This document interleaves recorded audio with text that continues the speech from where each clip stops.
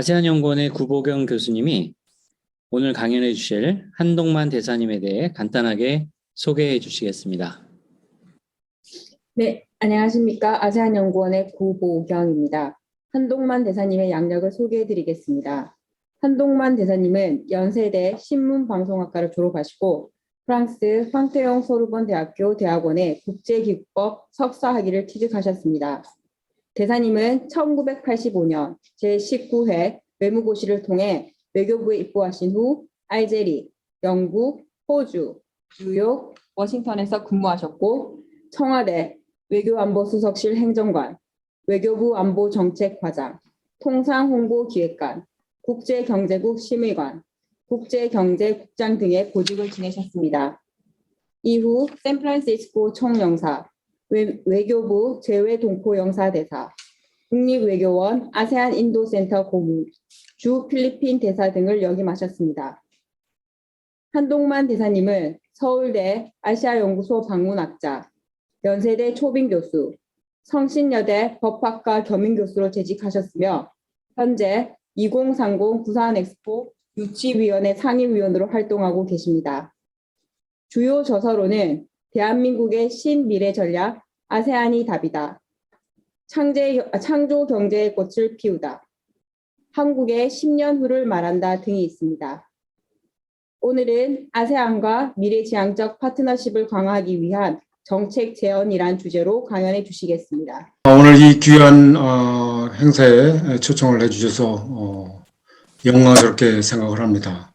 제가 앞서 네 분의 원로 학자님 그리고 세 분의 원로 대사님에 이어서 제가 마지막으로 발표를 하겠는데 저는 원로는 아닙니다. 제가 제일 막내고 앞서 발표하신 대사님도 저보다 외교부 한 6년 이상 대선배님이신데 아마 제가 지금 국립외교원에 아세안 인도 연구센터 고문으로 있기 때문에 초청해 주신 것으로 생각합니다. 방금 전에 김원구 총장님께서 또 문자를 주셔서 오늘 이 세미나에 참석을 하려고 하셨습니다만은 다른 회의가 있어서 참석을 못 하신다고 또 직접 연락을 주셨고요. 어떤 오늘 이런 중요한 행사를 기획하신 부산의대 아세안 연구원의 김동엽 원장님 그리고 많은 교수님들께 감사를 드립니다.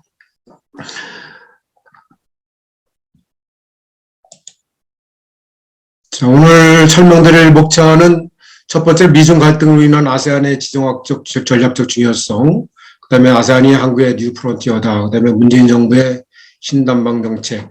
사실 이 세 가지는 이미 많은 교수님들과 대사님들이 말씀하셔서 간략하게 언급을 하고 메인 파트인 4번 아세안과 미래협력 동반자로서 상생 발전하기 위한 10가지 전략을 말씀드리겠습니다.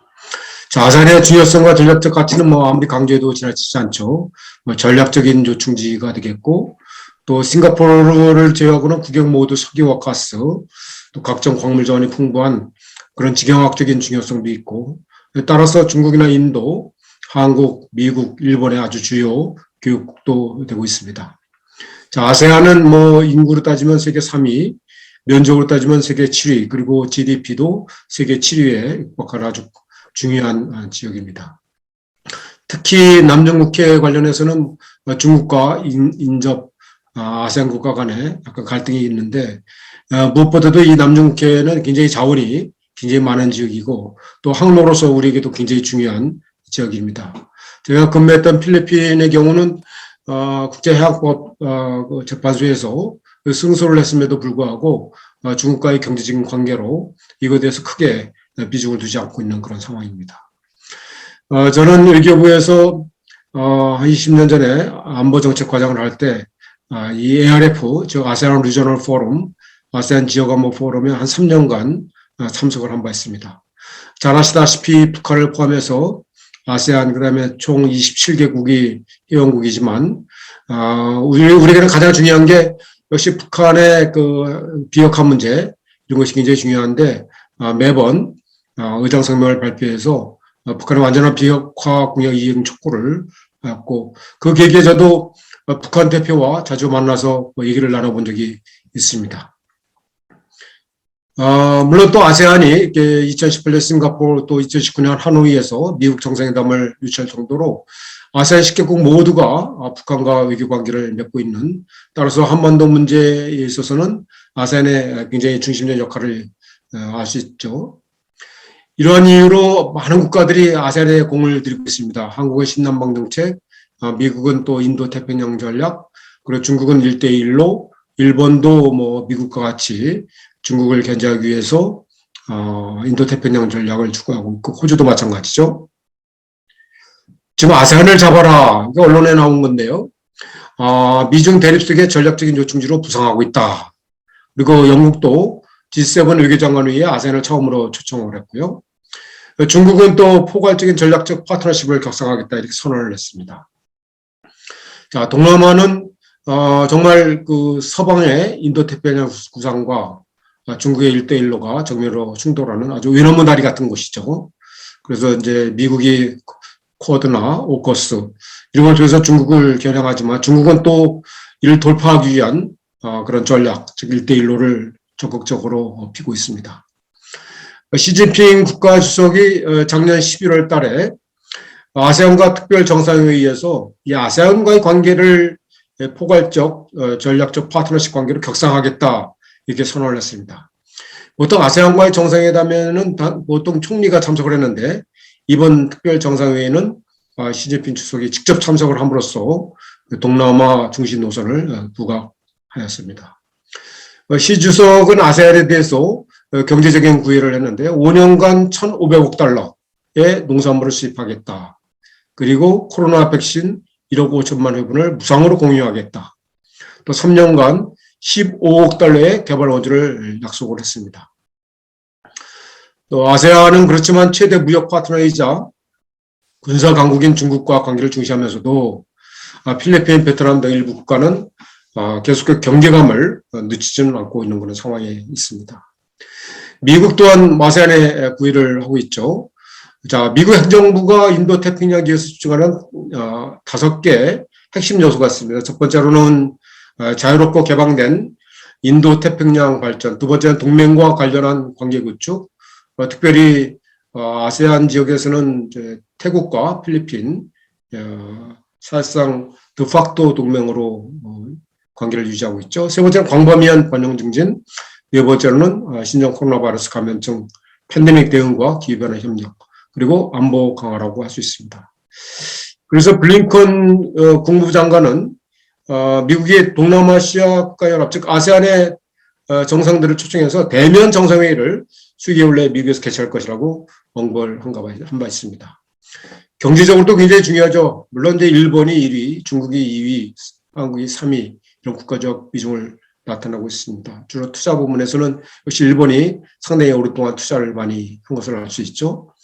자, 지난번에 그 성신여대 윤 교수님께서 그 아세안이 보는 이제 그 한국에 대한 평가, 특히 젊은 사람들이 한국을 가장 선호한다고 했는데 이거는 조금 오래됐습니다만 2017년에 여론조사 결과 그런 과거에 50년 동안 아세안 발전에 많이 기여한 국가는 어디 있는가 그랬더니 일본이 단연 1위입니다.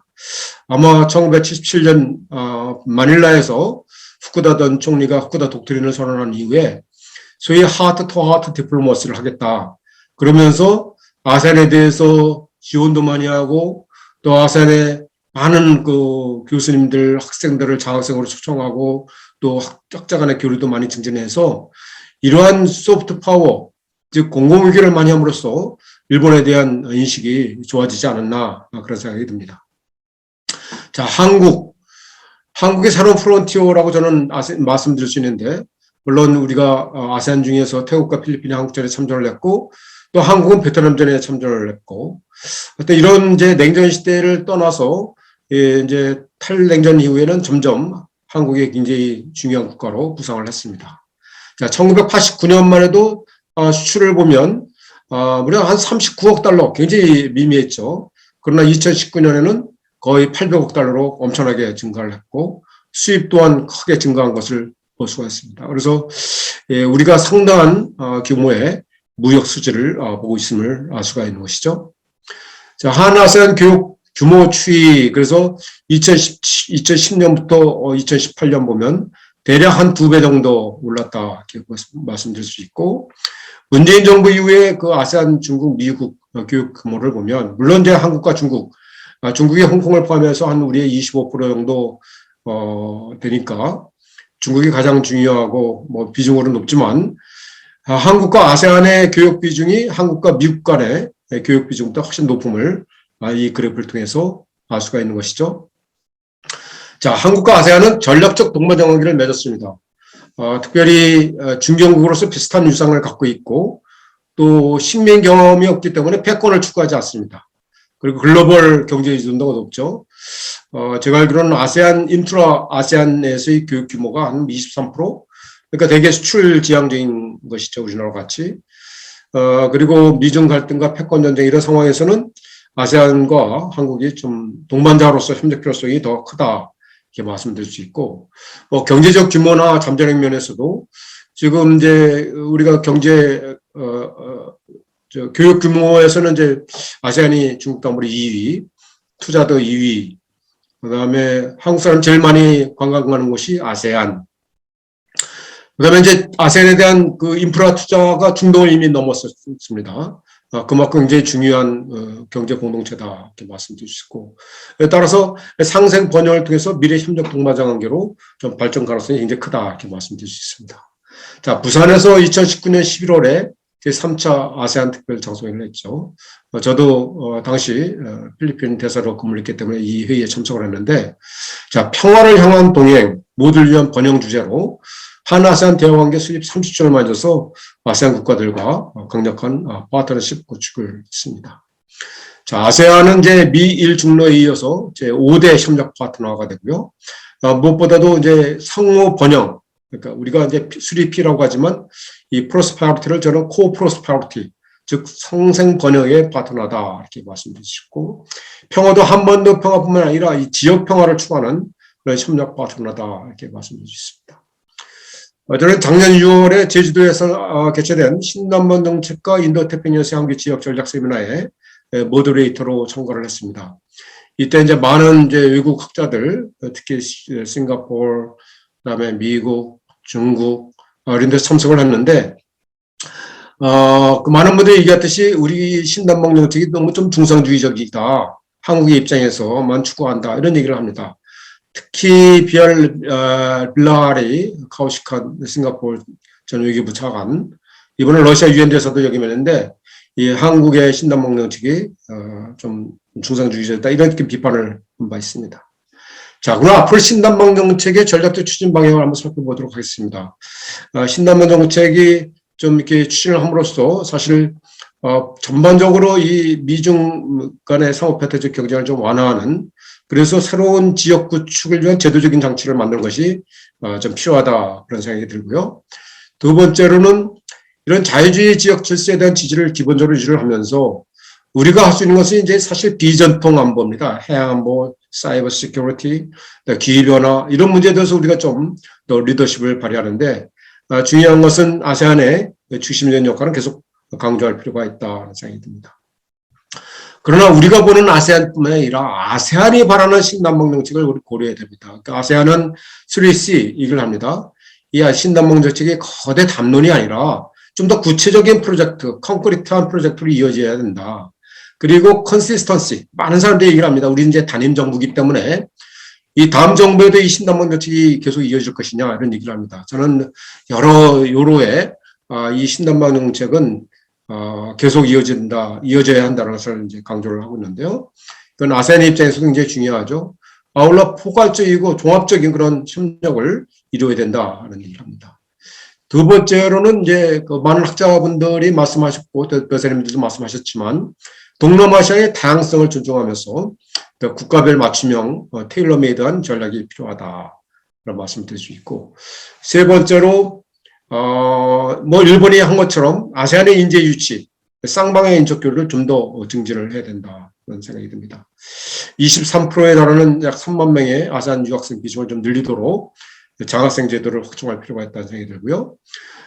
지금 부산 외대의 그 아세안 연구원처럼 동남아 연구가 좀 더 활발히 이루어지고 정부가 또는 한국연구재단이 좀 더 많이 지원을 할 필요가 있다. 그렇게 생각이 듭니다. 자, 이 10가지인데 9가지 잘못됐네요. 자, 그러면 첫 번째로 아세안과 미래 협력 동반자로서 상생 발전하기 위한 전략을 보면 한국과 아세안이 이제 그 현인 그룹, 에미넌트 퍼슨스 그룹 같은 것을 만들어서 앞으로 중기 과제 또는 장기 과제를 만들어서 비전도 제시하고 구체적인 전략을 쓸 필요가 있다는 생각이 듭니다. 물론 이제 베트남이 금년 이제 수교한 지 30주년 돼서 이미 이제 그 오전에 발표하신 이혁 전 베트남 대사님도 에미넌트 퍼슨스 그룹에 가입했어요. 한국과 베트남이 앞으로 30년간 미래의 발전을 어떻게 할 것인가 그런 이제 그 비전 페이퍼를 마련하는데 하고 있지만 이제 베트남뿐만 아니라 이제 그 아세안 전체적으로 30년, 50년 이런 비전을 만들어야겠다 생각이 듭니다. 다행히 지난 2019년에 제3차 아세안 특별정상회의에서 이런 공동 비전을 발표를 했습니다. 정치, 안보, 경제, 사회, 문화. 좀 더 이게 구체적으로 비전이 있어야 되는데 이 한 아세안 싱크탱크 모임이 매년 개최됩니다. 국립외교원에서 개최됐고 금년에도 줌으로 개최를 됐는데 여기에는 뭐 주로 이제 그 싱크탱크 10개국의 싱크탱크 주로 이제 학자분들이 많이 참석했는데 앞으로 정부 관리 학자들이 모인 그런 그룹이 이제 트랙 1.5라고 그러지 않습니까? 거기다가 이제 현인들 많이 참여해서 통합된 그런 홀리스틱한 그런 비전 이런 것을 제시할 필요가 있고 그런 비전을 만들면은 이를 좀 제도화하고 이걸 또 구체적으로 실행할 수 있는 그런 프로그램 즉 VIP 프로세스가 필요하다 그런 생각이 듭니다. 두 번째는 동남아시아에서 소지역 다자 협력체 동아시아 안보협의체 설립을 우리가 주도할 필요가 있다 생각이 듭니다.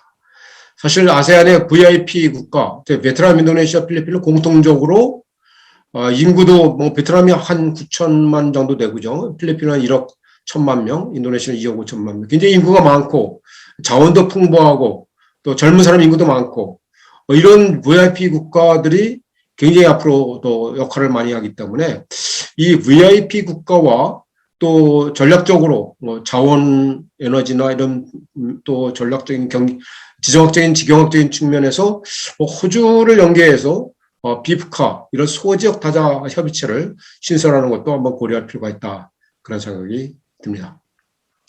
우리나라는 이제 그 1994년에 아세안 리저널 포럼, 아세안 지역 안보 포럼에서 동북아 다자 안보 대화, 노스이스트 에이시아 시큐리티 다이얼로그 NEASED 정부 간 협의체, 동북아 중에서 좀 정부 간, 즉 미일 중로 남북한 6개국이 저 안보 문제, 비전통 안보 문제까지 다 다루는 협력체를 제안을 했는데 중국의 반대로 안 됐습니다. 그 후에 미국의 샌디에고 대학이 주축이 돼서 트랙 1.5, 즉 학자와 관리들이 참석하는 동북아 협력 대화에 그동안 이제 북한도 간헐적으로 참석을 했고요. 그걸 끌어왔는데 저는 이제 동북아 협력 대화를 좀 동아시아 협력 대화로 좀 이렇게 신설해서 운영을 하고 이를 점차적으로 유럽 안보 협력 기구 이건 네토와가 다르죠. 나토와 달리 OSCE와 같이 좀 동아시아 안보 협력 기구로 발전시키는 방안이 필요하다고 생각이 듭니다. 물론 이제 이 하드 시큐리티 이슈 이런 것은 합의를 보기도 어렵고 굉장히 이제 그 논쟁의 대상이 되기 때문에 우선 신뢰를 구축하는 그러니까 ARF의 3단계가 먼저 이제 신뢰 구축, 예방 외교, 분쟁의 평화적 해결 3단계거든요. 그래서 우선 신뢰를 구축하는 차원에서 비전통 안보를 먼저 이렇게 다루는 그런 차원에서 협력기구를 만드는 게 중요하다는 생각이 듭니다. 그래서 또는 뭐 사안별로 이 동북아 방역 협의체가 지금 몽골까지 포함시켜서 작동이 되고 있습니다. 그래서 이런 것처럼 또 이제 큰 이제 엄브렐라, 즉 동아시아 협력 대화를 만든다면 또는 동아시아 안보 협력 기구를 만든다면 그 엄브렐라 내에서 뭐 동북아 방역 협의체, 또는 뭐 동남아 방역 협의체 등등 이걸 부분적으로 사안별로 만들 수가 있겠죠. 자, 아산정책연구원의 이재원 박사님은 외교안보나 경제, 사회문화, 개발 협력이라는 4가지 형태로 아세안을 좀 재그룹해서 소다자 형태로 노력을 집중하는 것이 필요하다 이렇게 말씀하셨는데 뭐 외교안보 분야는 뭐 싱가포르, 인도네시아, 베트남. 싱가포르, 베트남은 뭐 북미 정상회담도 유치한 국가고, 인도네시아는 뭐 과거 비동맹 국가의 핵심 국가, 워낙 또 비중이 큰 나라이기 때문에 중요하고, 경제 분야는 베트남이 지금 뭐 거의 3위, 4위의 교육국이죠. 그다음에 인도네시아, 필리핀, 말레이시아. 사회문화 분야는 태국, 필리핀, 브루나이. 개발협력 분야는 캄보디아, 라오스, 미얀마, 베트남. 이렇게 좀 부분적으로 세분화한 그런 노력이 필요하다 이렇게 강조를 한 바 있습니다. 자, 세 번째는 아세안과 국방 및 방산 분야 협력을 강화하자, 그런 얘기입니다. 사실 아세안이 지금 국방 헐라인을 운영하고 있거든요. 이거는 긴급 사태가 발생할 경우에 서로 긴급하게 연락하는, 그리고 아세안 간에 협력하는. 이미 이제 호주가 가입을 했고요. 일본이 가입을 신청을 했습니다. 그래서 빨리 우리도 여기에 가입을 해서 이 전통적 안보 이슈 외에도 해적, 해양안보, 또 사이버 시큐리티 이런 분야에서 협력을 좀 증진할 필요가 있다 생각이 되고요. 이 방산 분야는 양국 간 호혜적인 것뿐만 아니라 우리나라의 미래 성장 동력 사업입니다. 그래서 이 방산 분야도 예를 들면 우리의 노하우도 좀 전수하고 또 이연 물자도 많이 제공을 하면서 미래지향적으로 발전시켜 나가겠다 그런 생각이 듭니다. 필리핀은 다행히 뭐 라모스 전 대통령이 한국전 참전 용사죠. 그래서 한국에 대해서 굉장히 호감을 갖고 있고, 이분이 국방부 장관을 했기 때문에 뭐 대통령 전에 많은 국방부 관리들이 현재 국방장관 포함해서 굉장히 한국에 대해서 호의적으로 생각을 하고 있습니다. 그 덕에 우리가 경전투기 FA-50 12대를 팔았고요. 또 호위함 2척을 팔았고, 작년 말에는 또 초기함 2척 약 5억 달러 정도 됩니다. 이 사진은 국방부 장관 부부와 합참의장, 해군 참모총장 등과 함께 우리나라 호위함이 이제 필리핀 항구에 도착했을 때 기념 사진을 찍은 것입니다. 물론 인도네시아하고도 우리가 KF-21 사업을 좀 하고 있죠. 인도네시아는 우리하고 굉장히 중요한 방산 파트너입니다. 우리가 이제 잠수함도 받았구나. 최근에 보니까 이 잠수함 제2기 사업을 프랑스와 또 협력하려는 그런 움직임이 있습니다. 그래서 우리가 좀 더 이런 방산 분야 협력을 좀 더 강화하는 노력이 필요하다는 생각이 들고요.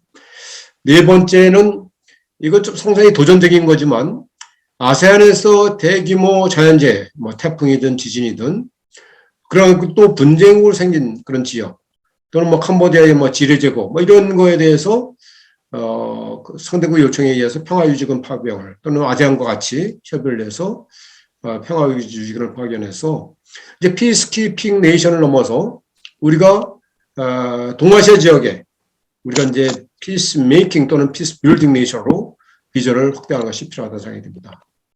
2013년에 그 태풍 하이엔이 필리핀을 강타해서 2,275명이 사망했고 67만 명의 이재민이 발생했습니다. 물론 필리핀 정부 요청에 따라서 우리가 공병, 의료부대에서 540명, 이제 아라우 부대라고 하는데 이 아라우는 필리핀의 따갈로그 말로 뭐 태양, 솟아오르다 뭐 이런 뜻입니다. 그래서 이 아라우 부대가 1년간 봉사 활동을 했습니다. 주로 뭐 도로 복구 이런 사업을 많이 하는데 제가 이 따클로반 지역을 방문했습니다. 그랬더니 거기에 피해 희생을 땀으로 보답한다 이렇게 되어 있습니다. 그 피해 희생이라는 것은 이제 7,640명의 필리핀 참전 군인들이 한국전에 참전을 했죠. 그런 피해 희생을 땀으로 우리가 보답한다. 뭐 그렇게 돼서 우리가 이 지역에 코이카를 통해서 400만 불 상당의 대학교 기숙사도 새로 지어주고 그렇게 했습니다. 다섯 번째는 이제 안정적인 이제 그 자원 확보, 전자상거래 이런 분야를 협력을 해야 되는데요. 우선 아세안이 자원 대국이죠. 아까 모두 말씀드린 대로 싱가포르 제하고는 모두 석유가스가 많은 나라고 특히 뭐 전기차에 필요한 니켈 이런 것은 지금 인도네시아 가장 많습니다. 그다음에 필리핀 이렇게 많고 그래서 앞으로 이제 그린 인프라, 바이오 분야 그래서 이런 분야를 협력해서 미래 성장 동력 분야에 서로 공동 번영하는 그런 노력이 필요하고 또 필리핀 같은 경우는 이제 우리가 이 인보이싱을 이제 그 코이카를 통해서 지원을 하고 있습니다. 그래서 전제 정보를 만드는 것이 굉장히 중요하거든요. 그래서 우리가 K 방향이 어느 정도 성공했다고 평가하는 것도 3T, 즉 트레이스, 그다음에 테스트, 그다음에 트리트먼트 이렇게 얘기하는데 트레이스를 하려면은 사실 이게 전자 정보 같은 게 어느 정도 필요하거든요. IT 기술이 발달되고 디지털 경제야만 이게 트레이스 추적이 가능한 것이죠. 그래서 전반적으로 효율적인 정보를 운영하고 지속한 정보 유통 이런 것을 위해서도 전자 정보가 필요합니다. 물론 부패 방지를 위해서 굉장히 중요하고요. 그리고 코로나19 이후에 아세안에서 당연히 이제 오프라인 소비가 줄어들고 가정내에서 온라인의 소비가 증가했습니다. 그래서 전자상거래 시장이 굉장히 활성화됐는데 필리핀 같은 경우는 한 400% 정도 크게 늘어났습니다. 자, 전자상거래 시장을 보시면 2015년에 인도네시아 같은 경우는 27억 달러 정도밖에 안 됐는데 2025년에 가서는 460억 달러로 무려 39% 연평균 증가할 것으로 예상이 됩니다. 비단 인도네시아뿐만 아니라 베트남, 필리핀, 태국, 말레이시아, 싱가포르 대부분 나라에서 이 전자상거래 시장이 아주 굉장히 밝다 이렇게 볼 수가 있고요. 상대적으로 뭐 라오스나 캄보디아, 미얀마 이런 데에서는 아무래도 이제 지금 이제 셀폰 보급률도 낮고 그래서 전자상거래가 활성화되지는 않고 있습니다만은 지금 셀폰 보급률도 굉장히 높은 이런 인도네시아, 베트남, 필리핀, 태국, 말레이시아, 싱가포르 같은 경우는 굉장히 전자상거래 분야가 높아서 이미 싱가포르 같은데 우리 쿠팡이 진출을 했습니다. 쿠팡이 싱가포르에 진출한 이유는 싱가포르가 전자정보가 제일 잘 돼 있고 싱가포르 거점으로 이제 아세안에 다른 나라에 많이 하겠다 그런 얘기죠. 말레이시아에 있는 쇼피 이런 것도 이제 필리핀에 진출이 돼 있는데 제가 필리핀에 있을 때 필리핀의 아주 유력 대기업의 회장이 우리가 좀 쿠팡하고 협력을 하면 안 되겠느냐 그렇게 요청을 한 바 있습니다만은 그 외에 이제 쿠팡이 모든 아세안국에 진출할 수 없으니까 아마 싱가포르 먼저 타겟으로 진출을 한 것 같습니다.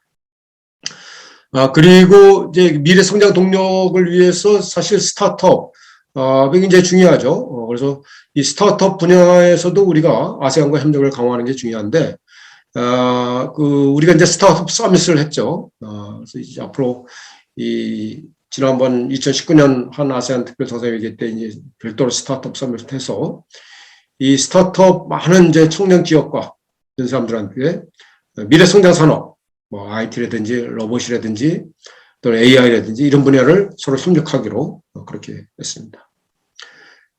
여섯 번째는 이제 아세안 친환경 산업을 지원해서 기후변화 공동 대응하자 그런 얘기입니다. 지금 동남아 국가들이 기후변화로 엄청나게 지금 자연재해를 많이 입고 있죠. 필리핀 같은 경우는 1년에 한 6차례, 7차례 태풍이 오는데 태풍이 올 때마다 최소한 70명, 많게는 수백 명의 사망자가 생깁니다. 그리고 지금 기후변화로 어떤 여러 가지 이제 산업적으로 피해도 많이 보고 있고 이에 따라서 이 화석연료, 즉 그 fossil fuel, 가스나 석탄이죠. 특히 석탄 의존도를 줄이려고 많이 노력을 하고 있습니다. 제가 지금 서울대학교 아시아 연구소에 방문학자로 있는데 작년 11월에 거기서 이 동남아시아 특히 아세안의 그린 인프라 투자 동향에 대해서 발표를 하고 페이퍼를 제출했습니다만은 이 그린 인프라가 굉장히 중요합니다. 그죠? 인프라를 깔아야 되니까. 근데 그린 인프라 하는데 자금이 많이 필요하겠죠, 당연히. 물론 ADB가 많이 지원을 하고 있습니다만은 특히 말레이시아, 인도네시아는 이슬람 국가에서 자금 조달해서 발행하는 채권이 스쿠쿠 그린 채권을 발행을 하고 있습니다. 그리고 이제 필리핀 같은 경우는 이제 이슬람 국가는 아니지만 뭐 녹색 채권, 그린 본드를 이제 발행을 하고 있는데 이런 데 우리가 수출은행을 통해서 좀 더 많이 참여를 하는 것이 필요하다는 생각이 들고 또 아울러 한국의 본부와 사무실이 있죠. 글로벌 녹색 성장 기구라든지 글로벌 그린 그로스 인스티튜트, 그다음에 그린 클라이밋 펀드, 녹색 기후 기구. 이거는 이제 그린 월드뱅크다. 그래갖고 개발도상국의 기후변화 대응과 적응을 위해서 지원하는 기금입니다. 또 아세안, 그다음에 몽골 이런 나라를 포함해서 우리가 아시아 산림협력기구를 서울에 본부를 유치했습니다. 그리고 국제기구는 아니지만 녹색기술센터가 있는데 하여튼 이 글로벌 녹색 성장 기구를 통해서 녹색 정책을 수립하는 데 지원하죠. 또 녹색 기금을 통해서 녹색 기금을 마련하고 또 녹색기술센터를 통해서 녹색기술을 이전하는 삼각협력 체제를 아세안과 강화할 필요가 있다는 생각이 듭니다. 우리가 이제 한 아세안 환경 기후 변화 대화를 이제 신설을 했습니다. 작년에 온라인으로 첫 번째 회의를 했고요. 아세안 10개국이 모두 파리 협정 당사국입니다. 그래서 이 경제 성장, 환경 보호 이 두 마리 토끼를 어떻게 잡을 것인가 굉장히 많이 노력하고 있는데 한계가 있죠. 또 아세안 국가 간의 편차도 굉장히 심하고 사실 이제 싱가포르 같은 경우도 사실 이제 그 재생에너지 사용을 많이 늘리려고 하고 있습니다만은 기본적으로 재생에너지 즉 태양광이나 풍력은 좀 특히 태양광 같은 경우는 넓은 영토가 필요하거든요. 필리핀은 싱가포르는 그게 안 되니까 우선 전기 자동차, 전기 버스 이런 걸 도입하는 것을 하고 나라마다 좀 다릅니다. 말레이시아 같은 경우는 태양광 그 포토볼테이크라고 하는데 이거를 이제 지금 세계 3위입니다. 그리고 베트남 같은 경우도 재미있는 게 풍력 같은 게 많아서 독일 다음은 세계 2위입니다. 재생에너지 비율 이제 높죠. 필리핀도 미국 다음으로 지오스미멀 파워라고 하죠. 지열이 세계 2위입니다. 그래서 재생에너지 비율이 22% 정도 됩니다. 이게 높죠. 그럼에도 불구하고 앞으로 점점 이 클린 에너지, 재생에너지의 비율을 좀 높여야 하는 그런 상황이 있습니다. 인도네시아는 우선 LG 에너지 솔루션 하고 이제 합작을 했는데요. 이 배터리 원료 물질, 즉 니켈 그리고 코발트 망간 생산국이기 때문에 앞으로 이제 인도네시아 지금 현대차도 좀 전기 자동차를 인도네시아에서 이제 생산해서 아세안 다른 국가에 수출하려는 그런 계획을 가지고 있습니다. 자, 동남아 전기차 시장 한번 보죠. 2019년 2,400대에 불과한 전기차가 2021년 한 38,000대로 추정을 하고요. 2025년에 가서는 34만 대. 이미 베트남도 전기차를 이제 생산하려고 하고 있습니다. 그래서 그리고 이제 전기차뿐만 아니라 툭툭 또는 뭐 필리핀 같은 지프니 이런 대중교통 차량들이 굉장히 또 CO2를 많이 배출하죠. 그래서 그런 것도 뭐 전기 지프니 이렇게 만든다든지 전기 툭툭 이렇게 만든다든지 뭐 그런 계획을 가지고 있습니다. 반기문 전 유엔 사무총장이 지금 의장으로 계시는 글로벌 그린 그로스 인스티튜트, 글로벌 녹색 성장 기구도 지금 아세안을 포함해서 한 35개 컨트리 프로젝트가 있습니다. 그래서 좀 더 아세안에 좀 비중을 많이 하고 필리핀에도 지금 GGI 사무소가 나와 있는데 앞으로 이런 국제기구를 통해서 좀 더 많이 우리가 아세안과 협력을 강화해야겠다 그런 생각이 듭니다. 자, 7번째는 아세안과 연관된 다자무역협정 가입으로 우리가 경제 영토를 좀 확장해야겠다 그런 생각이 듭니다. 그러니까 중국 주도로 영내 포괄적 경제 동반자 협정 RCEP이죠. RCEP은 이제 우리가 가입해서 금년 2월부터 발효가 됐습니다. RCEP은 뭐 아시다시피 아세안 플러스 한중일 그다음에 뭐 호주, 뉴질랜드 이렇게 가입이 돼 있죠. 그다음에 트럼프 정부 때 TPP 나 그건 안 하겠다 그래갖고 이제 일본 주도로 이 CPTPP를 해서 여러 국가가 체결을 했습니다. 우리가 여기 지금 가입하려고 노력하고 있는데 11개국 모두 동의를 받아야 된다. 일본이 굉장히 중요하죠. 하여튼 여기를 빨리 가입을 해서 우리 경제 영토도 확대하고 특별히 공급망 요새 막 반도체, 배터리 공급망 때문에 난리가 났죠. 그래서 이런 공급망 협조하는 데도 굉장히 중요합니다. 아울러 바이든 대통령이 작년 10월에 동아시아 정상회의에서 제안한 인도태평양 경제협의체 IPCF라고 하는데요. 아직 구체적인 내용은 지금 나와 있지 않습니다. 그리고 회원국을 어떻게 할 것인지. 그러나 숨은 뜻은 뭐 중국을 좀 견제하기 위한 그런 것 같아요. 그래서 여기 이 가입도 우리가 면밀히 검토를 좀 할 필요가 있다는 생각이 듭니다. 자, RCEP은 GDP 전 세계 GDP의 28%, 전 세계 무역의 28%, 또 전 세계 인구의 30%가 되는 아주 중요한 그런 지역이죠. 아세안 10개국이 다 가입을 했기 때문에. 이로써 우리가 RCEP에 가입해서 사실 2006년에 그 한일 FTA 협상이 중단됐는데 간접적으로 일본과 자유무역 협정에 효과를 볼 수 있는 그런 것이 되겠죠. 그래서 이런 경제 그런 협의체 사실은 우리가 호주하고 같이 해서 에이펙을 창설을 했지 않습니까? 그래서 앞으로 물론 기존의 이런 경제 협정 이런 데에는 뭐 일본, 중국 주도고 됐습니다만은 앞으로 뭐 안보든 경제든 우리가 좀 새로운 협의체를 또 만드는 것도 생각을 해볼 필요가 있다. 뭐 큰 협의체 아니라도 뭐 소지역별로 그런 협의체나 협정을 맺을 필요가 있다는 생각이 듭니다. FTA 관련해서는 뭐 아세안과는 우리가 2010년에 그 전체적으로 아세안과 FTA를 맺었고요. 그 후에 이게 양호 기준이 좀 부족하다 그래서 베트남이나 뭐 싱가포르 이렇게 별도로 또 FTA를 했고, 그리고 인도네시아는 FTA라고 안 하고 이제 CEPA라고 하는데 같은 FTA 뜻이죠. 그리고 그 후에 이제 필리핀, 캄보디아도 FTA를 양자 협정을 했습니다. 필리핀 같은 경우는 제가 이제 필리핀 대사로 있을 때 강력하게 건의를 해서 우리가 상당한 무역 흑자를 보고 있습니다. 필리핀에서 수출하는 것이 많은 동남아 국가들이 그렇겠습니다만은 농산물입니다. 여러분 시장에 바나나가 필리핀 바나나가 한 80% 됩니다. 옛날에 한 95%였거든요. 근데 우리가 지금 관세를 30%를 매기고 있습니다. 그러니까 이제 필리핀 같은 경우는 이게 다 두테르테 대통령의 일종의 그 지역인 민다나오 지역에서 바나나가 나오는데 이 정치공학적으로도 중요하다. 필리핀 바나나를 수입하는 것이 2억 8천만 불밖에 안 되거든요, 사실은. 그러나 뭐 무기를 뭐 코르벳이나 프리게이트 팔면은 뭐 5억 달러 막 이렇게 되거든요, 사실. 그래서 정치공학적으로도 굉장히 중요하고 필리핀이 관심이 많으니까 필리핀 농산물 좀 수입을 좀 많이 해달라. 그런 차원에서 이제 양호율을 좀 높이고 우리는 대신 필리핀이 우리나라 자동차에 관세를 5% 매기고 있는데 뭐 자동차가 가격이 비싸니까 5%를 낮춰도 굉장히 큰 도움이 되겠죠. 그래서 이제 FTA가 결국은 서로 호혜적이기 때문에 이 FTA가 빨리 우리 필리핀 같은 경우는 빨리 이제 국회 비준을 받아야 될 그런 과정이 있습니다. 자, 이 CPTPP도 이제 11개국인데 이거는 아세안 전체가 가입된 것은 아닙니다. 그래서 베트남, 말레이시아, 싱가포르, 브루나이, 지금 이제 영국도 가입, 대만하고 중국도 가입을 신청을 했습니다. 그리고 이제 이게 태평양 전체이기 때문에 캐나다, 멕시코, 미국 빼고 페루 이런 나라까지 지금 이제 포함되기 때문에 굉장히 중요하고 또 데이터 거래를 활성화하고 또 이동을 자유화하고 무엇보다 또 공급망 이런 문제에 새로운 규범을 만들기 때문에 굉장히 중요하다고 말씀드릴 수 있습니다. 여덟 번째는 개발협력 ODA인데요.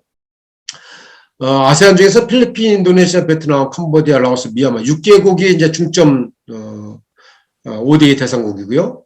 그리고 정영문 대사님 말씀하신 대로 태국에는 한 300만 불, 말레이시아는 한 30만 불, 조그만 규모로 주로 뭐 태국하고 300만 불은 주로 초청하고 연수하고 그런 프로그램입니다. 그러나 필리핀 같은 경우는 한 2,500만 불 무상 원조만 그렇게 제공하고 있는데 이 아세안의 이제 경제 발전 속도가 다 다르지 않습니까? 그래서 농업, 농촌 이런 개발.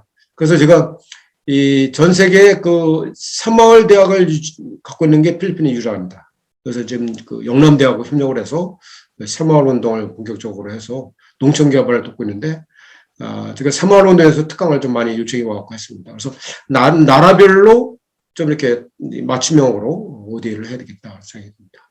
이 사진은 필리핀 까에타노 외교장관과 10억 달러의 그 유상원조죠, 소프트론 하는 이제 사진인데 이분은 나중에 이제 하원 의장까지 됐고,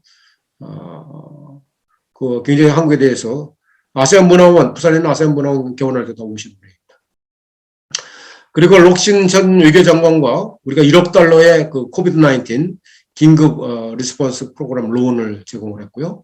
그 외에도 150만 불 정도의 그런 뭐 여러 가지 뭐 테스팅 키트라든지 이런 것을 이제 코이카를 통해서 지원을 했고, 또 50만 불 상당의 또 그런 여러 가지 방역 물품을 코리아 아세안 협력기금으로 제공을 한 바 있습니다. 이와 별도로 이 필리핀이 이제 한국전 참전 국가이기 때문에 우리가 국방부 차원에서도 또 보훈처 차원에서도 별도로 방역 물품을 지원한 바 있습니다. 자, 이 아세안뿐만 아니라 뭐 전체적으로 개발도상국 다 그렇겠습니다만은 고기 잡는 방법을 가르쳐 준 게 중요하죠. 그래서 교육 ODA를 확대하겠다 그렇게 코이카가 발표를 했는데, 아세안 6개국의 최상위 대학을 중심으로 뭐 의료, 뭐 보건, 정보통신 이런 분야에 이제 지원을 하겠다. 그래서 2027년까지 1억 2천만 달러를 투입할 계획이 있습니다. 물론 또 그 ODA 외에도 기재부가 하는 knowledge sharing 프로그램 있죠. 주로 금융, 교통, 농업 분야에서 제공을 하고 있습니다. 9번째는 이제 해양 분야 협력을 통해서 신성장 동력을 창출하자. 해포트비지가 이제 부산 엑스포 유치 상임위원입니다. 그래서 이번 일요일 날 저녁에 부산에 내려가서 그 부산 시장도 만나고 주로 거기 있는 사이트, 그러니까 앞으로 부산 엑스포를 유치한 사이트도 가보고 많은 분들과 협의를 할 텐데, 이정재 씨가 오징어 게임에 나오는 유명한 배우, 이분이 이제 명예 홍보대사입니다. 이 부산이 엑스포를 유치하면은 월드 엑스포, 이 올림픽하고 월드컵 함께 세계 3대 메가 이벤트라고 하죠. 한 6개월 정도 전시를 하는데요. 160개국에 5천만 명 정도가 참석이 예상이 됩니다. 전국적인 생산 유발 효과는 43조 원 정도 되죠. 한국과 아세안, 또 한국과 메콩 정상의 10대 성과다 이렇게 하면은 여러 가지가 있겠죠.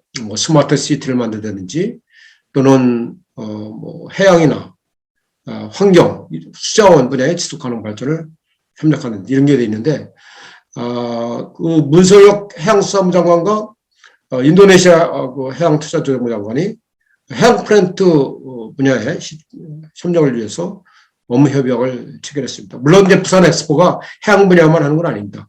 부산 엑스포를 통해서 미래의 신기술도 선보이고요. 어떻게 하면 교육을 늘릴 것인가, 여러 가지 이제 새로운 기술이 선보일 텐데 해양 분야도 굉장히 중요한 한 분야가 될 수 있겠죠. 자, 마지막입니다. 사실은 3P, 피스는 아까 제가 피스와 빌딩 네이션으로 가야 된다. 그 다음에 여러 가지 소지역 다자안보 협치도 중요하다는 말씀드렸고, 경제도 말씀드렸는데, 이 마지막 people to people, 굉장히 중요하죠. 특히 차세대 간에. 차세대들이 미래 세대이기 때문에 서로 이제 그 미래의 동반자 관계를 구축하는 것이 중요하고, 또 한류가 큰 역할을 하고 있죠. 그래서 앞으로 우리 정책을 홍보하고, 크게 이제 공공외교가 문화 공공외교, 정책 공공외교, 지식 공공외교가 있는데, 저는 많은 청년들이 청년 공공외교 대사로서 좀 활동할 수 있었으면 좋겠다. 그렇게 생각이 듭니다. 아울러 우리가 또 아세안 차세대 리더들을 초청해서 차세대 리더가 교류와 소통을 좀 확대하는 것이 중요하다고 말씀드릴 수 있고요. 한국, 한류가 엄청난 인기를 얻고 있어서 한국의 서울 다음으로 BTS 음악이 가장 많이 소비된 도시 베트남, 태국, 인도네시아가 포함될 정도입니다. 제가 2019년 한아세안 특별정상회의 때 이제 방시혁 씨 같은 테이블에 있었는데, 이번엔 아세안의 성장 동력도 결국 사람. 그러니까 단순한 맨파워, 그리고 이제 젊은 인구가 많지 않습니까? 필리핀 같은 경우는 평균 연령이 24세. 아세안 전체적으로도 평균 연령이 30대밖에 안 될 거예요, 아마. 그래서 결국은 미래의 인력을 확보하는 게 중요하다. 다시 말씀드리면 단순한 맨파워가 아니라 브레인 파워를 키우는 게 중요하다는 얘기죠. 자, 우리가 한 아세안 청년 학술 웨비나를 통해서 또 경제, 사회 분야에서 디지털 참여 활성화를 많이 토론을 했습니다. 그래서 저는 또 지난번 국회에서 개최된 세미나에서도 디지털 공공외교 대사를 한 10만 명 양성을 해야 된다. 그렇게 강조를 한 바 있습니다. 자, 아세안 한류 박람회도 온라인으로 개최한 바 있습니다. 또 그 KF라고 하죠. 코리아 파운데이션, 이 한국국제교류재단도 청년 교류 사업을 많이 하고 있습니다. 그래서 우리 아세안에 있는 많은 분들을 또 초청을 해서 산업시찰도 하고 또 토론도 하고 그렇게 하고 있는데, 이게 이제 그때 모습을 사진을 찍었습니다. 코로나가 빨리 끝나서 좀 더 교류가 많이 진행됐으면 좋겠습니다. 그리고 이제 반크, 사이버 외교 사절단이라고 하죠. 이 반크가 한국 역사와 문화를 알리는 데 하고 있는데, 아세안과 같이 해서 아세안의 친구 대한민국 이런 주제로 청년 공공외교 대사를 모집하고 있습니다. 그래서 많은 대학생들이 좀 참여를 했으면 좋겠다 생각이 들고요. 마지막입니다. 그 부산에 또 한 아세안 문화원이 이제 2017년 개원됐지 않습니까? 이 문화교류를 위해서 굉장히 중요한 역할을 하고 있습니다. 그래서 앞으로 이 한 아세안 문화원에서 하는 많은 그 인턴십이라든지 그런 활동에 부산에 계시니까 부산 의대에서도 많은 참여가 있었으면 좋겠습니다. 자, 모두 힘든 그런 코로나 상황인데요. 자, 우리 대한민국 모두 힘냈으면 좋겠습니다. 자, 이상으로 강의를 마치겠습니다. 감사합니다.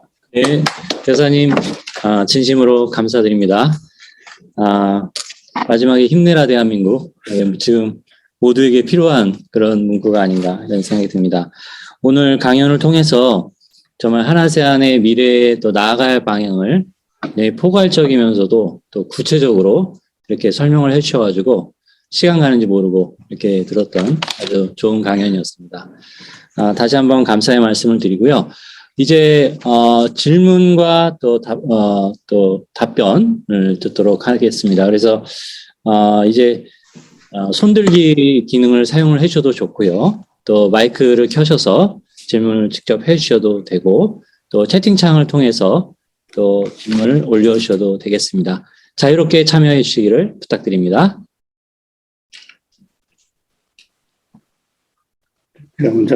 네, 그러면 아세안연구원의 김동현 원장님 먼저 발언해 주시겠습니다. 네, 한동만 대사님 강의 잘 들었습니다. 아주 경제, 안보, 문화, 교류 아주 포괄적인 영역에서 아주 상세하게 이렇게 다양한 사업들을 설명해 주시고 또 너무나 많은 그 정보도 구할 수 있는 그런 아주 좋은 강의였다 이렇게 생각을 합니다. 여러 가지 이제 많이 말씀을 해주셨는데 몇 가지 이제 분야별로 하나씩 좀 그 질문을 드리면 아까 이제 말씀하신 것 중에 싱가포르 수상 우리 생룡 수상이 얘기할 때도 제가 한번 어떤 그 연설에서 들은 적이 있었는데 신남방 정책에 대한 이 얘기를 하면서도 그냥 한마디로 이건 뭐 경제적인 어프로치다 이렇게 얘기하는 것을 들은 적이 있었습니다. 우리가 3P라 그래서 여러 가지 강조를 많이 하고 있지만 실질적으로 동남아시아 아세안 이 지도자들이라든가 사람들이 생각을 할 때는 여전히 신남방 정책도 하나의 어떤 경제적 어프로치가 아닌가 이렇게 보고 있는 것 같아요. 실질적으로 보면 이제 아까 말씀하신 것처럼 우리가 거의 한 400억 불 정도의 무역 흑자를 매년 내고 있단 말이에요. 이런 그 어찌 보면 이 아세안 국가들에서 보면은 좀 너무나 많은 그런 무역 흑자를 가져가고 있는 그런 국가가 아닌가 이런 인식을 충분히 가질 수 있을 거라는 생각이 듭니다. 그래서 대사님께서 생각하실 때 이런 무역 불균형을 개선할 수 있는 어떤 방안이 있나 아니면 우리가 어떤 쪽으로 좀 노력을 해야 될까 하는 게 저희 하나의 그 질문이고 두 번째로는 이제 대사님께서 이제 말씀하실 때 이 소지역 다자 협력 사실 이제 저희 연구원에서도 이 부분을 주로 연구를 하고 있는데 상당히 중요한 것이고 또 앞으로 전략적으로 우리가 접근해야 될 부분이 아닌가 이렇게 생각을 합니다. 한 가지 뭐 우문일 수도 있는데 이런 아세안 국가들을 분야별로 나누고 또 지역별로 나누고 이렇게 해서 이제 우리가 어프로치할 때 혹시나 아세안 측에서 이것을 이 아세안 중심성이라든가 커넥티비티라든가 이런 것을 좀 훼손하는 그러한 어떤 의혹이라든가 이런 것을 가지지 않을까 하는 좀 염려도 한번 해봅니다. 그래서 이 부분에 대한 좀 말씀을 좀 해주시면 좋을 것 같고 또 한 가지는 이제 그 아세안 지역이 자원 부국이고 앞으로 우리가 상생 번영을 위해서 또 미래 성장을 위해서 중요한 지역이라고 이렇게 말씀하셨습니다. 말씀하시면서 또 특히 이제 스타트업 사업이라든가 이런 거에 대해서 이제 좀 가능성을 말씀해 주셨는데 예를 들어서 이제 필리핀 사례를 보면은 필리핀이 가지고 있는 여러 가지 이제 그 외국인 투자법들이 있단 말이에요. 이거에 대한 상당히 많은 제한들이 있는 걸로 알고 있습니다. 그래서 이 스타트업처럼 이렇게 소규모로 사업을 시작할 수 있는 그런 여건들이 아세안 지역에 특히 이제 필리핀 사례를 들면 이게 가능한지 왜냐하면 우리 이제 청년들이 해외 진출을 하고 싶어하는 그런 사람들도 많이 있는데 현실적으로 보면은 이제 우리 청년들이 어떤 아이디어를 가지고 와서 할 수 있는 분야가 많지 않단 말이에요. 그래서 이런 부분 제도적인 문제라든가 이런 것들이 어떻게 돼 있는지에 대해서 좀 여쭤보고 싶습니다.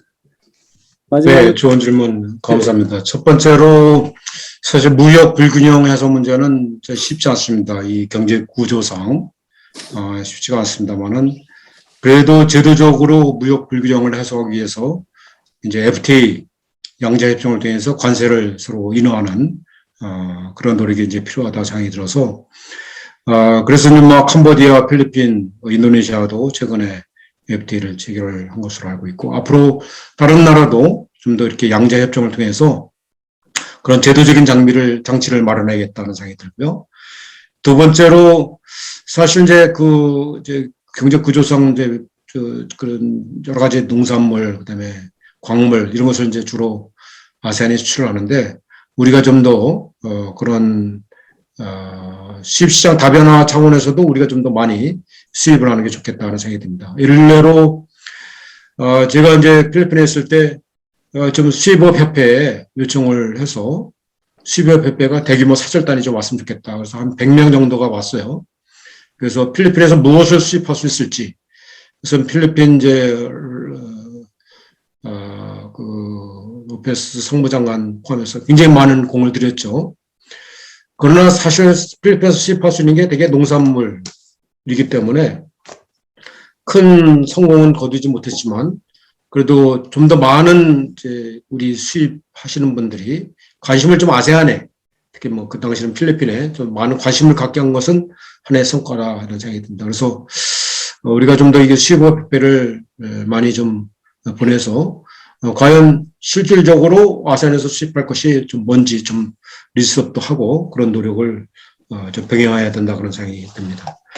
그래야만 일본이 과거 경제 애니멀 그런 비난을 받은 것처럼 우리가 뭐 중상주의 정책을 계속할 경우에 신남방 정책의 원래 취지가 훼손될 가능성이 있습니다. 두 번째로 소지역 다자주의 관련해서는 제가 필리핀에 있을 때 물론 이제 메콩이 상대적으로 태국을 제외하고 많은 국가들이 좀 낙후돼 있지만 아세안에 또 빈프 이하가라는 중요한 해양 중심 국가도 있지 않습니까? 브루네이, 인도네시아, 말레이시아, 필리핀이 있는데 물론 이제 말레이시아에 본부가 있습니다. 빈프 이하가가. 그래서 이 해양 분야 해양 국가들과 해양 안보라든지 해양 분야 협력을 위해서 좀 지원해달라 제가 건의를 해서 아마 이번에 이제 100만 불 정도로 기금을 만든 것으로 알고 있습니다. 그렇게 했더니 싱가포르는 메콩도 포함도 안 되고 빈프 이하가도 포함이 안 되니까 조금 약간 불평을 한 것을 들었습니다. 그럼에도 불구하고 이 메콩은 메콩대로 또 빈프 이하가 지역은 빈프 이하가대로 중점 협력 분야가 다릅니다. 그래서 그런 분야로 또 이렇게 해나가고 중국 같은 경우도 이미 메콩과 별도로 정상회의를 하거나 하고 또 빈프 이하가하고도 별도로 하거든요. 그래서 우리가 좀 늦었지만 이렇게 또 소지역 다층적으로 이렇게 협력을 하는 것이 필요하다 생각됩니다. 물론 아세안의 중심성을 우리가 계속 인정을 하는 것도 굉장히 필요하다 생각이 들고요. 세 번째로 지금 이미 이제 아세안이나 말레이시아 이런 데는 유니콘 기업이 굉장히 많이 지금 나오고 있습니다. 그래서 이제 그 전자상거래 분야가 발달하려면 결국은 디지털 경제로 전환을 해야 되는데 또 많은 이제 아세안 국가들이 디지털 경제로 싱가포르를 빼놓고는요 좀 부족한 부분입니다. 그래서 그런 디지털 경제의 전환을 우리가 좀 도우면서 인프라도 확장하고 그 디지털 경제로 되면서 당연히 그거와 연관된 스타트업 기업이 많이 이제 육성이 될 수 있습니다. 필리핀 같은 경우도 박근혜 정부 때 우리가 이제 창조 경제를 표현을 많이 썼는데 물론 이 창조 경제라는 개념은 처음 영국에서 온 개념입니다만은 좀 더 크리에이티브 인더스트리, 크리에이티브 이코노미를 위해서 게임이라든지 IT 분야라든지 이런 것을 중점적으로 해서 아세안에서 넘버원 창조 경제 메카가 되겠다 이렇게 선포를 하고 투자를 많이 하고 있는데 그러나 제약도 많습니다. 예를 들면 이제 법인세 같은 경우 필리핀은 이제 법인세가 30%, 베트남이 20%, 싱가포르는 한 18% 됩니다. 그러니까 이 법인세도 차이가 많이 나니까 그리고 외국인 투자를 유치하기 위해서 상당히 또 제약이 되지 않습니까? 그래서 제가 이제 상하원 의원 만나서 이 법인세를 최소한 베트남처럼 내려야 우리가 베트남 쏠림 현상, 이것을 이제 필리핀은 여러 가지 장점이 있죠. 가깝기도 하고, 영어 사용 국가고, 또, 그 젊은 사람들이 많고, 그렇기 때문에 또 대학 졸업한 사람이 많고, 그런 장점이 있는데도 불구하고, 투자를 안 하는 것은 그런 이제 제도적인 그런, 여러 가지 문제점이 있다. 그래서 결국은 30%를 20%팍 내리지 못하고, 페이즈 아웃 하는 걸로 했습니다. 그래서, 다시 말씀드리면 30%에서 25%까지 내리고, 또 25%에서 20%까지 내리는. 그게 몇 년이 걸리겠죠. 그러나 처음으로 그것을, 법을 바꾸고 외국인 투자 유치를 위한 또 법도 제정하고 그래서 부분적으로 노력을 하고 있는데, 아무래도 필리핀 같은 경우는 식민 경험이 있기 때문에 다른 나라도 좀 그렇습니다만은 그런 이제 외국인 투자를 위한 하나의 우호적인 그런 정책을 했을 때 그런 식민 경제가 되지 않을까, 그렇게 전락되지 않을까, 그런 우려도 좀 있는 것 같아요. 그래서 그럼에도 불구하고 좀 더 과감하게, 좀 이렇게 국경을 오픈하고 시장을 오픈해야만 된다. 그런 생각이 듭니다. 대표적으로 필리핀에는 이제 우리 법률 시장이 개방이 안 됐습니다. 그래서 뭐 필리핀에는 인구 비례로 미국 다음으로 변호사가 많다. 그렇게 얘기를 하는데 우리가 FTA 미국하고 할 때도 이 법률 시장 개방에 대해서 굉장히 저항이 많았습니다만은 결국은 이 시장을 개방하면서 우리가 또 경쟁력을 높일 수 있는 그런 측면이 있거든요. 그래서 그런 것을 계속 정책 입안가들이 설득을 당하면 좀 더 많은 그런 제도적인 개선이 이루어지지 않을까 그런 생각을 해봅니다. 네, 감사합니다. 지금 김창범 대사님께서 손을 들어주셨는데요. 네, 말씀해 주시면 감사하겠습니다. 네, 고맙습니다. 오늘 한동만 대사께서 정말 폭넓게 그리고 핵심을 잘 짚어주는 그 명강을 해주셔서 너무 감사드리고요. 특히 오늘이 이제 마지막 4일차 세미나의 마지막을 장식하는데 앞서 있었던 7분들의 학계와 외교가에서 큰 경험을 쌓았던 본인분들이 말씀하신 내용을 전체적으로 정리하는 그런 의미 있는 그런 발제가 아니었나 하는 생각입니다. 다시 한번 감사드리고 오늘 한동만 대사님 그래서 이제 앞으로 차기 정부가 수행해야 할 어떤 정책적 과제로서 큰 방향을 제시해 주셨는데요. 특히 3C라고 한 구체적이고 또 일관성 있고 포괄적인 접근이 필요하다 하는 그 말씀에는 전적으로 공감을 합니다. 특히 기존의 신남방 정책이 동안 쌓았던 어떤 실적이랄까 성과를 토대로 계속해서 이것을 어떻게 연속성 있고 일관성 있고 안정적으로 끌고 나가느냐 하는 것이 아마 아세안 측으로서는 큰 관심 사안이 아닐까 하는 생각입니다. 그래서 오늘 이 마지막 웨비나를 통해서 전체적으로 그동안 있었던 걸 우리 부산의대 아세안연구원 측에서 종합적으로 잘 소화해서 차기 정부가 참고할 수 있는 중요한 나침반으로 그렇게 제시를 해주면 매우 뜻깊지 않을까 하는 그런 생각을 다시 한번 갖게 됐습니다. 한 가지 질문은 정의문 대사께서도 그런 말씀을 해주셨는데 이제 차기 정부가 아세안의 특사를 파견할 것을 지난 2017년에 이어서 다시 한번 제안을 해주셨었어요. 오히려 가상적인 그런 질문입니다만 10가지 이제 전략 방향을 제시를 해주셨는데 만약에 이제 한동만 대사님께서 아세안 특사로 만약에 가시게 된다. 혹시라도 이제 그런 기회가 계신다면은 그중 10가지라는 게 굉장히 이제 포괄적이고 어떻게 보면 거의 모든 분야를 만나고 있는데 지금 당장 2022년 5월의 시점에서 아세안 측에 꼭 제시해야 할 우선순위가 가장 높은 아이템, 포인트가 있다면은 1, 2, 3 정도로 해서 간략하게 말씀해 주시면 감사하겠습니다. 고맙습니다. 굉장히 중요한 숙제를 주셨는데요. 가정적인 것 같습니다만은 우선 먼저 우리 존경하는 김창범 대사님은 저의 사실상 멘토 역할을 많이 해오셨고, 안보정책과장도 제 선임이시고, 또 아세안 분야에서 남다른 열정과 또 통찰력을 갖고 일을 하고 계십니다. 특별히 한 아세안 미래 포럼을 좀 별도로 운영을 하고 계신데 저는 이제 안타까운 게 우리도 좀 한 아세안 소사이어티처럼 좀 더 그 많은 사람들이 참여하고 하는 별도의 큰 이제 그 조직이 좀 필요하다.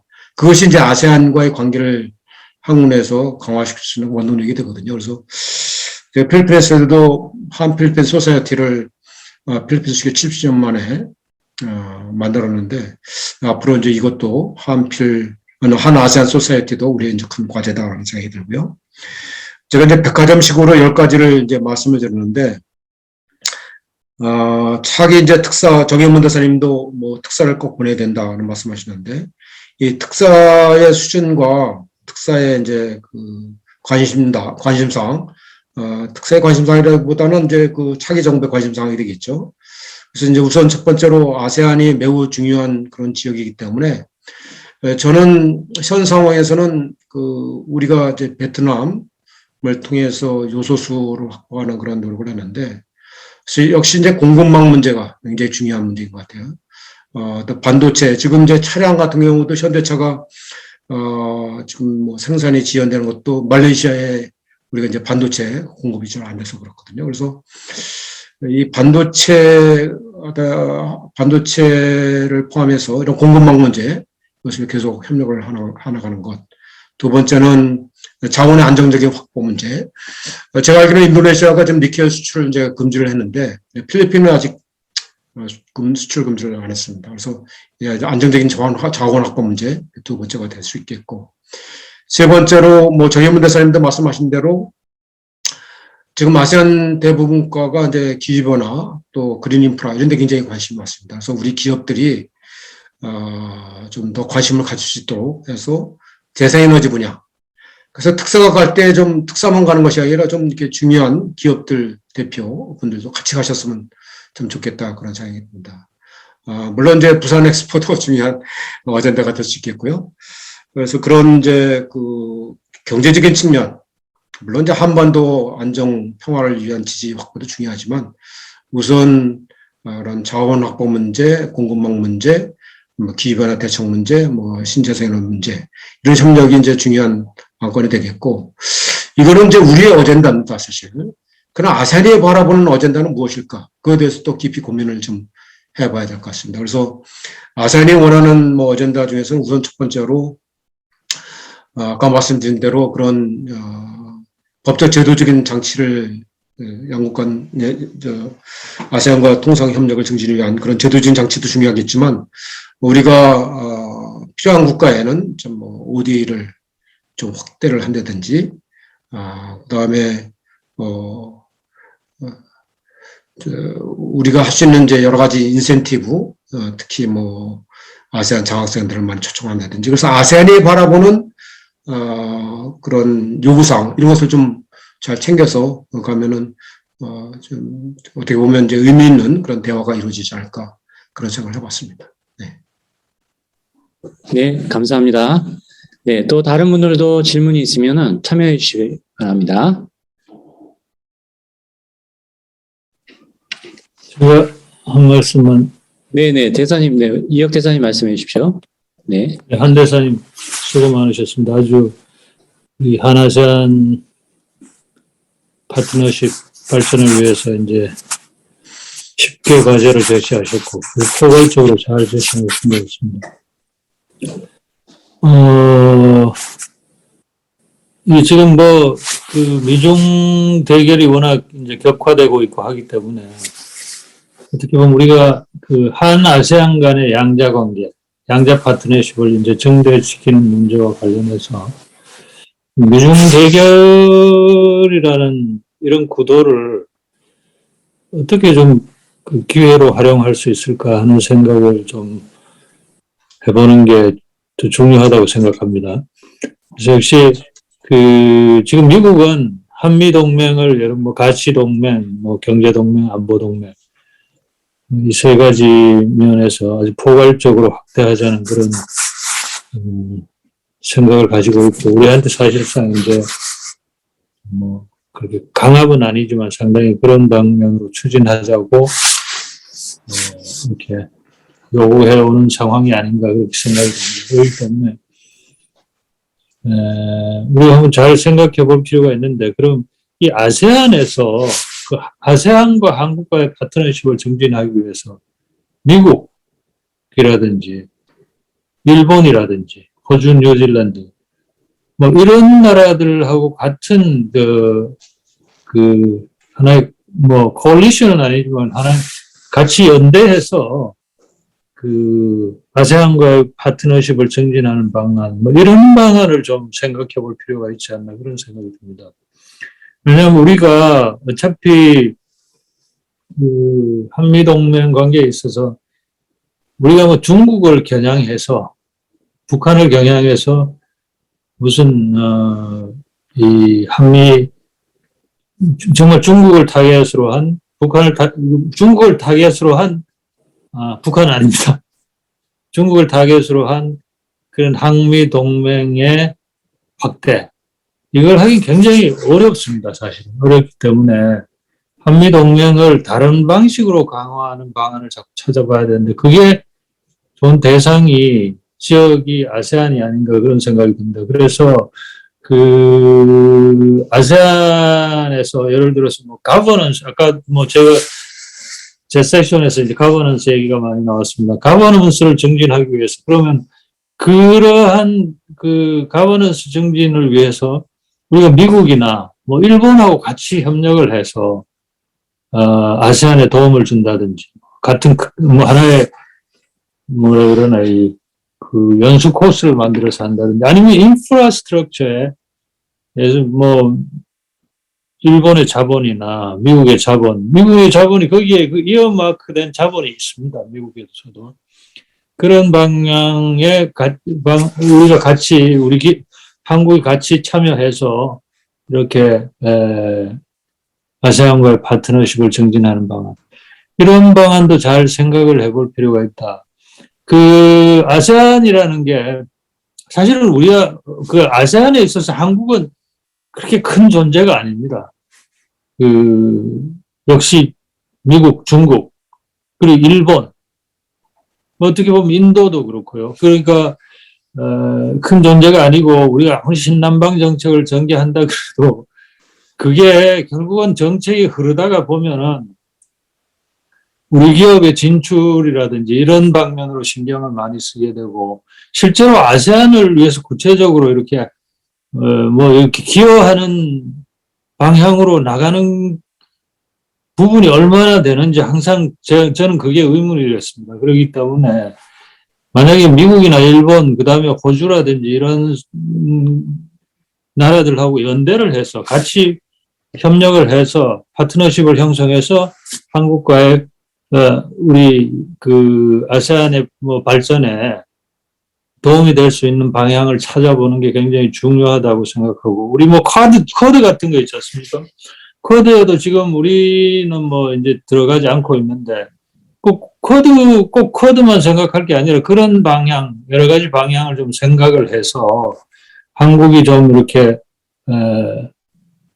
좀 이거는 어차피 그 한미 동맹의 신뢰도 강화할 수도 있고 또 간접적으로 보면 이제 그 일본이 같이 동참함으로써 한일 관계의 회복에도 조금 도움이 될 수 있고 또 아세안 전체에서도 그 같이 이렇게 연합을 해서 하기 때문에 큰 나라들하고 그 어떻게 보면 효과도 더 있고 한국에 대한 신뢰도 올라가고 또 이제 한국이 그런 큰 나라들 선진국들하고 그 파트너십을 맺어서 이제 여러 가지 그 프로젝트를 하는 경우에는 한국의 그런 어떻게 보면 이 아세안이라는 지역 기구와의 협력에 있어서 사실은 퀄리티를 좀 높일 수 있는 계기도 될 수 있다 이렇게 생각을 합니다. 그러니까 그런 방향을 좀 우리가 앞으로 더 생각을 해야 되는가 아닌가 그런 생각이 듭니다. 제 말은 여기서 마치겠습니다. 좋은 말씀입니다. 사실은 미중 전략적 대립에서의 아세안 문제는 뭐 김영선 대사님이 발표도 하셨고 굉장히 중요한 말씀을 하셨는데 사실 우리 입장 포지셔닝이 굉장히 중요한 것 같습니다. 스탠퍼드 대학의 신기욱 교수는 우리가 이제 미중 싸움에 그 골드 싸움에 새우등 터진다. 새우가 아니다. 이제는 최소한 돌고래 정도는 된다. 뭐 얘기를 했는데 경제 규모는 10이니까 뭘 돌고래로는 굉장히 민첩하지 않습니까? 그런데 뭐 고래하고 싸움할 정도는 아니고요. 그래서 돌고래가 굉장히 민첩하게 어떻게 이제 미중 대립성에서 또 아세안과 협력을 강화할 것인가. 이거는 정말 집단지성이 필요한 것 같습니다. 그리고 이제 아세안이 물론 아세안 중심성 강조를 하지만 아세안의 다양성, 좋게 말하면 아세안 다양성이지만 그 미국과 사실상 뭐 쿼시 드facto 동맹 관계에 있는 뭐 태국이나 필리핀 그리고 중국과 가까운 또 캄보디아나 미얀마나 라오스.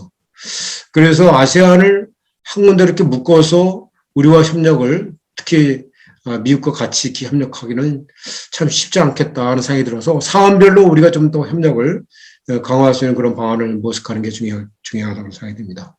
제가 필리핀에 있을 때 그 성팀 대사가 저한테 미국 기업들이 좀 필리핀에 진출하는데 한국 기업들과 같이 좀 인프라 투자에 같이 했으면 좋겠다. 같이 협력했으면 좋겠다.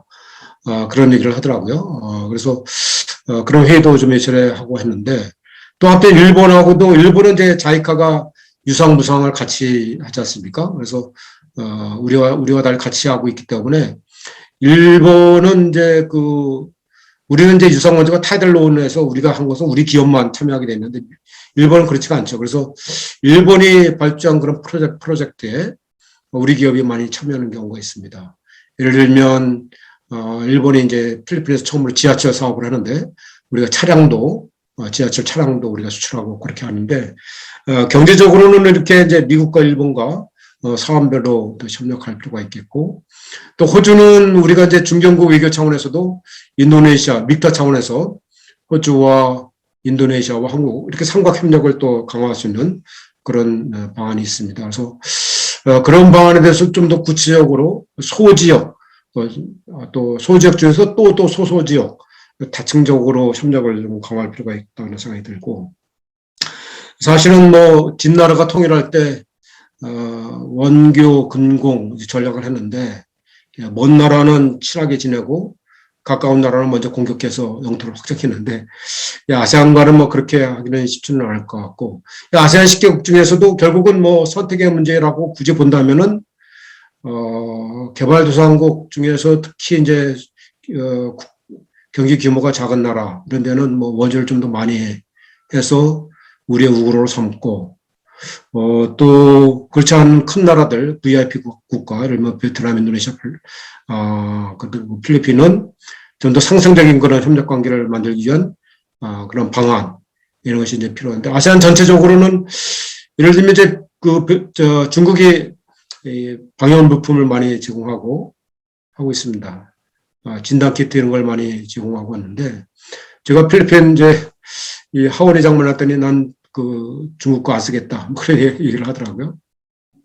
우리나라에도 신뢰가 높기 때문에 앞으로 방역물품뿐만 아니라 바이오 산업을 공동으로 육성한다든지 우리가 뭐 예를 들면 백신 공장을 좀 세워준다든지 어느 나라와 제휴한다든지 뭐 그런 노력도 부분적으로 좀 필요하지 않을까 싶습니다. 그래서 결국은 이념을 떠나서 우리 국익에 맞는 실용 해결을 해야 되는데 참 이것은 뭐 많은 학자들의 논의가 이루어지고 있습니다만은 정말 집단지성을 통해서 공통 분모를 우선 찾아내고 또 우선순위, 프라이오리티를 정해서 하는 게 좀 중요하다는 생각이 듭니다. 대사님이 많이 기여를 해주실 거로 또 생각이 듭니다. 네, 감사합니다. 네, 또 다른 말씀 있으시면은 또 질문이 있으시면은 참여해 주시기를 부탁드립니다. 네네, 정혜문 대사님, 네, 음소거를 해제 주시기 바랍니다. 지금 음성이 안 나오고 있습니다, 대사님. 네, 됐습니다. 네네. 네. 한동만 대사님 아주 생동감 있는 10가지 제언 아주 잘해 주셨습니다. 박수를 보내고 싶고요. 또 잘 이 패키지를 해서 빠른 시일 내에 좀 실현이 되었으면 좋겠습니다. 저는 조금 전에 김동엽 원장님께서 이제 질문하신 내용에 대해서 좀 제 생각을 이야기를 좀 하고자 합니다. 제 기억이 정확하다면은 김동엽 원장님이 지금 한국과 아시안 플러스 제3국 이 세 나라식으로 해서 하는 소다자 협력, 이 소다자 협력 방식이 아시안의 중심성의 중심성을 훼손할 우려가 있지 않느냐. 그래서 아시안이 여기에 어떤 좀 센시티브하게 민감하게 반응할 우려가 있는데 여기에 대해서 어떻게 생각하느냐. 그런 질문인 걸로 알고 있는데 원장님 맞습니까? 네, 대사님. 네, 지금 이제 거론되는 포맷이 한 두 가지 정도로 지금 나타나고 있는 것 같은데요. 첫째로는 한국과 베트남과 미국, 이 두 번째는 한국과 인도네시아와 호주, 이런 식으로 지금 이게 어느 정도 구체화되는지는 모르겠습니다만 이런 아이디어가 나오고 있는 것 같더라고요. 근데 이제 지금 이제 아시안 전체와 협력하는 거, 그 다음에 메콩하고 해양 동남아 국가들하고 협력하는 거, 이게 지금 벌써 좀 나눠지잖아요. 그죠? 근데 메콩은 지금 여러 나라가 참여하기 때문에 그런 센시티비티는 거의 없는 것 같은데, 한 해양 동남아 협력이 이것도 새로운 거거든요. 아마 우리가 처음으로 지금 시작할 거예요. 아마. 그러다 보면 결국은 한 메콩 협력 마찬가지로 해양 동남아 협력도 이 미니스트리얼 미팅이라든지 이런 식으로 가야 될 거예요. 아마 언젠가는. 근데 그 점인데 거기에서 또 이제 한두 나라씩 이렇게 해서 이거를 이제 소다자 협력으로 할 경우에는 거기에 이제 들어가지 못하는 나라들이 반응이 어떨지 이걸 우리 좀 면밀히 살펴야 되는데 또 그렇다고 해서 우리가 옳은 방향인데 우리의 국익에 도움이 되는데 안 할 수도 없고 그래서 제 생각에는 필리핀, 태국 이런 나라들 다 따로따로 이렇게 참여를 시키는 조합을 만드는 겁니다. 예를 들어서 태국 같은 경우는 메콩 지역에 상당한 경쟁력을 가지고 있습니다. 거기에 이제 네트워크도 잘 되어 있고 노하우도 아주 잘 되어 있고 그래서 한국하고 태국하고 메콩 지역에 또 제3국 한국, 태국, 일본이 또 메콩 지역에 상당한 어떤 인볼브먼트를 하고 협력 실적이 아주 굉장하거든요. 그래서 한국, 태국, 일본 이 3자 협력은 메콩 지역으로 이제 중심으로 해서 한다. 안 그러면 개발 협력을 중심으로 해서 한다든지, 그 다음에 필리핀도 참여를 시킵니다. 한국, 필리핀, 그 다음에 대하상대국 중에, 대하상대국이 11나라잖아요. 영국까지 포함해서. 그 중에 하나를 뽑아서 이제 커먼 엘리먼트를 찾아내는 거예요. 그 다음에 지금 이제 싱가포르, 말레이시아가 굉장히 서울할 가능성이 많거든요. 싱가포르는 아시안 회원국 중에서 싱크탱크가 제일 많은 나라 아닙니까? 그러면 우리나라하고 싱가포르하고 영국을 하든지 유럽연합을 하든지 뉴질랜드를 하든지 인도를 하든지 해서 하나를 묶어서 가장 최근에 어떤 이 글로벌 이슈들을 좀 논의하는 소다자 협력으로 한번 만들어 본다든지. 그래서 이건 우리가 좀 지혜를 발휘를 해야 되는데 소다자 협력 하기는 하되 한두 나라만 싱글 아웃 해가지고 만들면은 이게 너무 노출이 많이 되고 상당히 좀 선회함을 유발할 수가 있다. 그래서 이걸 기왕에 하려고 하면은 좀 여러 개를 만드는 게 좋겠다는 것이 제 생각입니다. 예, 감사합니다. 네, 감사합니다. 이거 이제 원로 대사님들이 말씀하시니까 제가 무슨 청문회에 나와 있는 것 같아요. 좋은 말씀 너무 감사하고요.